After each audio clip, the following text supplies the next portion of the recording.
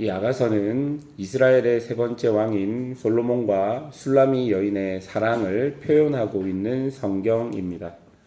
이런 남녀간의 사랑이 성경 속에 포함되었다는 것에 대해 많은 학자들은 의아해했지만 구약 성경부터 줄곧 하나님과 이스라엘의 관계는 신랑과 신부의 관계로 설명되어 있고, 신약에서도 예수님과 교회의 관계를 신랑과 신부로 표현하였기에 그 남녀의 사랑 표현을 통해 하나님과 우리의 관계를 살펴볼 수 있는 것이죠. 저는 부활절 이후 아가서를 교회가 함께 묵상하면서 예수님과 우리의 연합됨과 친밀함, 사랑함 등을 어떤 형이상학적인 설명보다 실제적인 남녀 간의 사랑의 표현으로 조금 더 실제적으로 우리가 살펴보고 다가왔으면 좋겠다라는 생각이 들었습니다. 아가서를 읽으면서 여러 가지 사랑의 표현들이 있을 것이고, 또 여러 가지 남녀 간의 사랑의 그 구절들이 있지만, 그것을 통해 우리는 하나님과의 우리의 사랑, 그리고 예수님과 교회의 사랑이 어떤 형이상학적인 표현이기보다는 실제적인 사랑의 관계라는 것을 좀 기억하면서 이 아가서를 함께 묵상했으면 좋겠습니다. 오늘 본문을 통해 우리가 첫 번째로 살펴볼 것은 사랑을 갈망하는 여인의 모습입니다. 여러분 2절을 한번 보십시오. 내게 입맞추기를 원하니 내 사랑이 포도주보다 나음이로구나. 여러분 여기서 입맞춤이라는 것은 관계의 친밀감을 이야기합니다. 그리고 존중을 나타내고 사랑 등을 나타내는 것이죠. 2절부터 4절까지를 보시면 지금 우리가 읽었던 성경으로는 잘 보이지 않지만 이 말은 모두 여자가 하는 말인 것을 우리가 알 수 있어야 합니다. 즉 여인이 왕의 사랑을 갈망하는 내용이 2절부터 4절까지 기록되어 있는 것입니다. 입맞춤을 하면서 자신을 사랑해 달라고 말합니다. 왜냐하면 그 왕의 사랑이 포도주보다 귀하기 때문이라고 기록합니다. 여러분 고대 시대의 포도주는요 단순한 음료가 아닙니다. 포도주가 상징하는 것은 기쁨과 축제, 부요함과 풍요함, 인생의 쾌락 중에 으뜸을 나타내는 단어가 포도주로 표현된 것입니다. 그러니까 세상의 모든 것보다 왕의 사랑이 이 여인에게 필요하다는 것을 지금 2절부터 4절까지의 내용을 통해 우리에게 보여주고 있는 것입니다.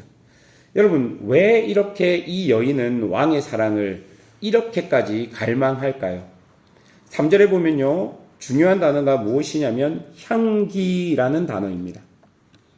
여러분, 이것은 그 왕의 삶과 성품을 나타내는 표현입니다.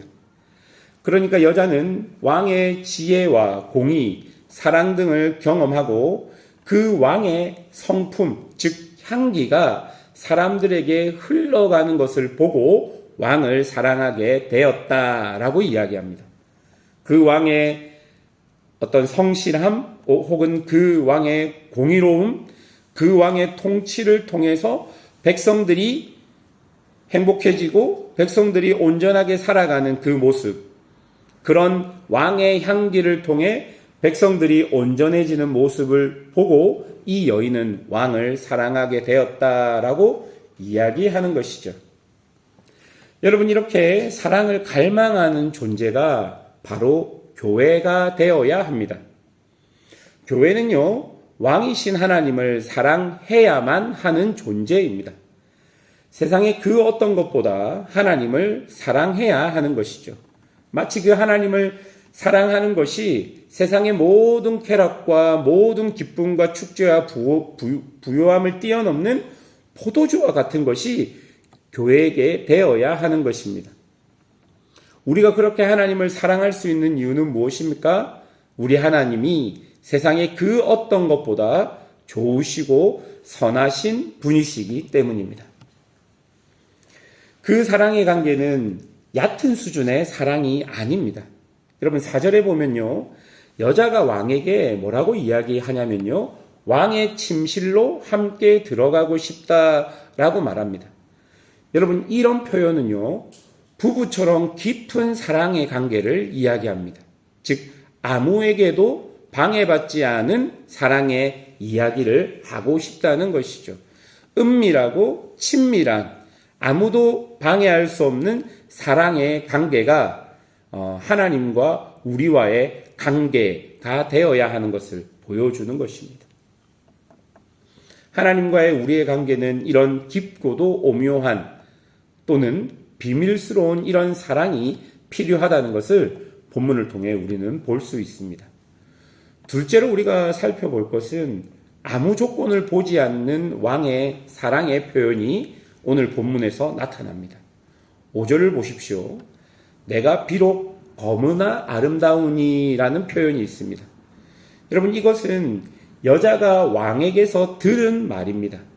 그리고 6절에 그 왕의 말에 힘을 얻어 여자는 사람들에게 이렇게 말합니다. 내가 햇볕에 쬐어서 거무스름 할지라도 흘겨보지 말아라. 여러분, 이 여인은요, 어떤 귀족의 자제가 아니라 어찌 보면 일을 해야 하는 노동자 계층의 딸이었던 것 같습니다. 그리고 검게 그을렸기 때문에 다른 사람들이 볼 때는 왕에게 사랑을 받지 못할 존재처럼 여겨졌을 것입니다. 그러나 왕은 어떻습니까? 왕은 오히려 그런 여자의 모습을 아름답다라고 말해줍니다. 그리고 이 여자는 왕의 말에 자신감을 얻어서 자신의 존재를 당당하게 사람들에게 드러내면서 내가 거무스름할지라도 흘겨보지 말아라 라고 이야기하고 있는 것이죠. 여러분, 우리 하나님은 우리의 조건을 보고 우리를 사랑하신 것이 아니십니다. 우리를 그렇게 구원하지 않으셨습니다. 하나님의 입장에서 우리를 사랑한다는 것은 결코 득이 될 것이 아무것도 없습니다.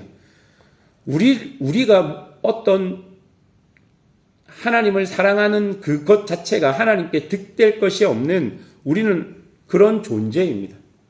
그런데 하나님은 우리에게 마치 왕이 여자에게 말했듯이 검으나 아름답다라고 이야기해 주십니다. 즉, 우리의 존재가 어떠하든 나는 너를 사랑한다고 하나님은 우리에게 그렇게 고백하고 있는 것입니다. 그러니 사랑하는 여러분, 다른 곳에 의지해서 자신의 존재를 증명하려 하지 마십시오. 우리를 우리되게 만드는 것은 오직 우리 하나님의 사랑입니다. 세상의 어떤 것이 우리의 원래의 모습을 가질 수 있도록 만들어주는 것이 아니라는 것을 기억해야 할 것입니다. 그리고 7절부터 17절까지를 보면 여자와 왕이 서로의 사랑을 속삭입니다.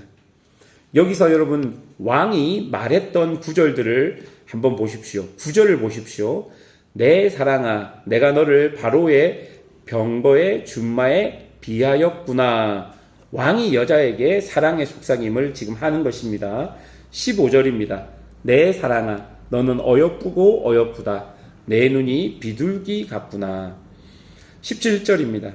우리 집은 백향목 들보 잣나무 석가래구나.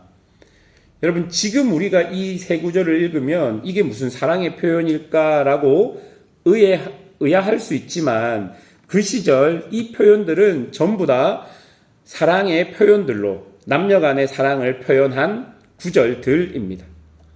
이 표현들을 통해서 우리가 알 수 있는 것은 왕이 여자를 사랑했다는 것입니다. 여자만 왕의 사랑을 갈망한 것이 아니라 왕 또한 아무 조건을 보지 않고 이 여자 자체를 사랑했다는 것을 우리가 알 수 있는 것입니다. 그리고 본문을 통해 우리가 마지막으로 알 수 있는 것은 여러분, 이 사랑으로 이 여인의 정체성이 바뀐다는 것을 우리가 볼 수 있습니다. 여러분, 2장 1절을 여러분 보십시오. 나는 샤론의 수선하요 골짜기의 백합화로다. 여러분, 여인은 자신이 검다 생각했고 자신이 포도원 직이라 말하면서 사람들의 시선을 의식했지만 이제 왕의 진실한 사랑 속에 자신이 어떤 존재인지를 스스로 자각합니다. 여러분 2장 1절의 표현은 황량한 곳에서 피어난 아름다움이라는 의미를 가진 표현입니다.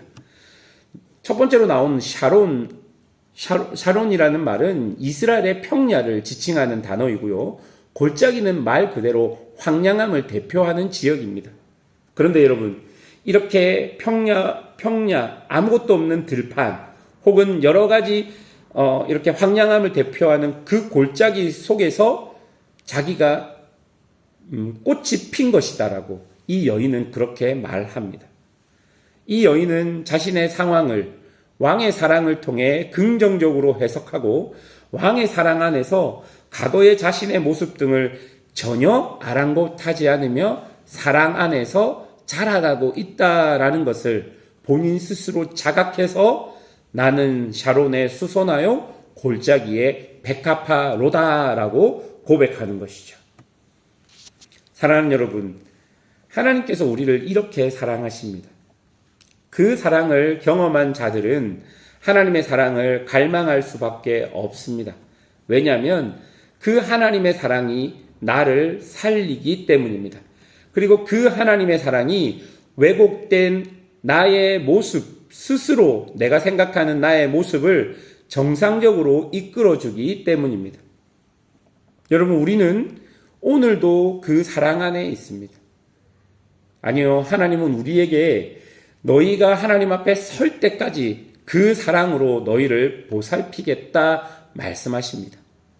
그러니 여러분, 여러분의 모습이 너무나 아름다운 것입니다.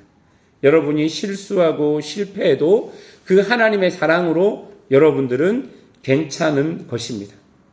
그냥 있는 모습 그대로 우리 주님 앞에 나아가시면 우리 주님의 사랑이 우리를 바꾸어 나가는 것입니다. 그 사랑이 우리를 변화시켜서 결국 하나님께서 원하시는 모습으로 우리는 변할 수 있을 것입니다. 이런 주님의 사랑 안에 오늘도 함께 머물러 거하시며 하나님의 사랑을 깊이 느끼는 은혜가 있기를 주님의 이름으로 축원합니다. 기도하겠습니다.